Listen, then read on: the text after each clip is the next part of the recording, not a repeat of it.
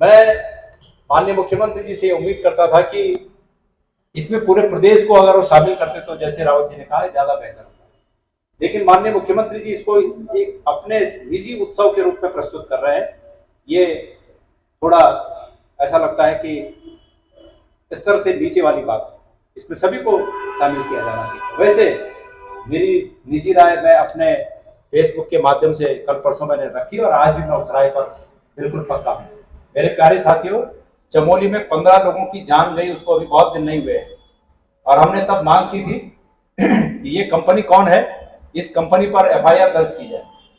जब उस कंपनी पर एफआईआर की गई तो इस रूप में की गई कि ज्वाइंट वेंचर कंपनी, उस कंपनी का मूल नाम छुपा दिया गया। ज्वाइंट वेंचर कंपनी क्या होती है?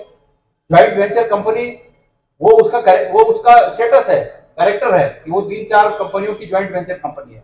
लेकिन अगर वो ज्वाइंट भी है तो उन सब मूल मालिकों के नाम एफआईआर दर्ज होनी चाहिए थी, जिसको सरकार ने जानबूझकर उनको बचाने के लिए साइड किया है। और आज भी ये वही कंपनियां हैं जो सुरक्षा मानकों की अनदेखी करते हुए हमारे श्रमिकों के भविष्य से खिलवाड़ करती है और अंततः का तो हमारे भविष्य से खिलवाड़ करती है, हमारे जीवन से खिलवाड़ करती है, क्योंकि उन सुरंगों के अंदर उत्तराखंड के लोगों ने चलना है।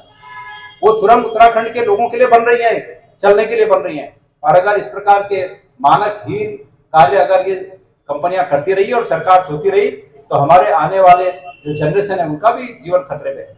इसलिए सरकारों को उसी समय जब चमोली में ये घटना घटी और उस पर कठोर कार्रवाई होती तो ये कंपनी भी चेतती और इसके सुरक्षा मानकों के जो एग्रीमेंट होता है, कॉन्ट्रैक्ट एग्रीमेंट जो होता है, उसमें लिखा जाता है कि आपको ये काम करने हैं।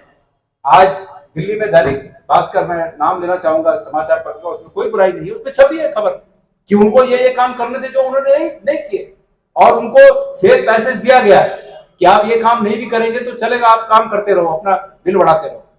तो मेरी जानकारी में ये आया है कि ये कंपनी भी उसी कंपनी की सिस्टर कंसर्न है जिन्होंने चमोली में इतना बड़ा हादसा किया, उन्हीं की सिस्टर कंसर्न है जो कि आज इस प्रकार के कामों में यहाँ उत्तराखंड में लगी। इनके आशीर्वाद दाता कौन है? मैंने विनम्रता पूर्वक मुख्यमंत्री जी को परसों फेसबुक के माध्यम से एक स्टेटमेंट मैंने जारी किया, उनको इंगित करके कहा है कि आप में उत्तराखंडियत वाली रीढ़ होनी चाहिए, आप में ये लगना चाहिए कि आप उत्तराखंड के मुख्यमंत्री हैं। लेकिन इसको कहते हुए मुझे बड़ा दुख हो रहा है कि लग ये रहा है कि आप भी उन कंपनियों के मुख्यमंत्री हैं, इसलिए आप उन कंपनियों पर ऐसी कार्रवाई नहीं कर रहे हैं जो कार्रवाई नजीर बन सके। ये आपसे ये उम्मीद थोड़ी है हमें कि आप उन भाग्यशाली वर्करों के साथ जो कि सुरक्षित बच गए हैं, आप उनके साथ नाचे गाएं। ये तो ठीक है, करते रहे आप, लेकिन उत्तराखंड का जनमानस आपसे ये उम्मीद करता है कि आपकी रीढ़ में उत्तराखंडियत की झलक हो और आप उन कंपनियों पर कठोर कार्रवाई कर सके, चाहे वो देश का कितना बड़ा सूरमा उनके पक्ष में क्यों न हो। लेकिन हमारा सबका साथ आपके साथ है। इस बार हम आपको साधुवाद देंगे अगर आप ऐसा कार्य करें, लेकिन नहीं, कुछ नहीं दिख रहा इस तरह का। ये आगे आने वाले खतरों का भी मैं आगाह करना चाहता हूं।